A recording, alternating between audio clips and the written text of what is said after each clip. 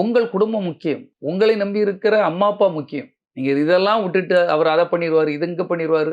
ஒண்ணுமே பண்ண போறது கிடையாது. அப்படியே பண்ணிட்டு போறாரு. இருக்குல்ல. விஜய் ரசிகர்களுக்கு எப்பவும் சொல்றேன்.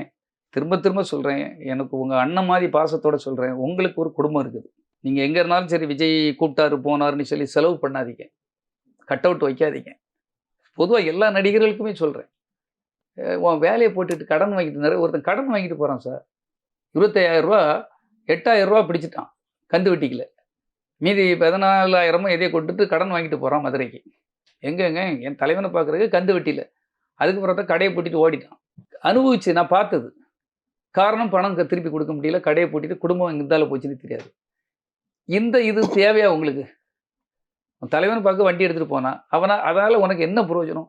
அந்த கடனும் கொடுக்க முடியாம கடைய பூட்டிட்டு போயிட்டான். ஒரு ஒர்க் ஷாப். எதற்காக இத சொல்றேன்? இது பலருக்கும் நடக்கிறது. உங்கள் குடும்பம் முக்கியம். உங்களை நம்பி இருக்கிற அம்மா, அப்பா முக்கியம். நீங்க இதெல்லாம் விட்டுட்டு அவர் அத பண்ணிருவாரு, இது இங்க பண்ணிருவாரு. ஒண்ணுமே பண்ண போறது கிடையாது. அப்படியே பண்ணிட்டு போறாரு. நீ எதுக்கு இவ்வளவுக்குள்ள கூட்டம் போடி அங்க போய் செத்து கிடக்கிறதுக்கும்? உன்னை யாரு மதிக்க போறா?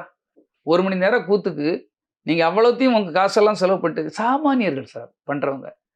ஒரு தலைவன் இத கூட சொல்லணும்.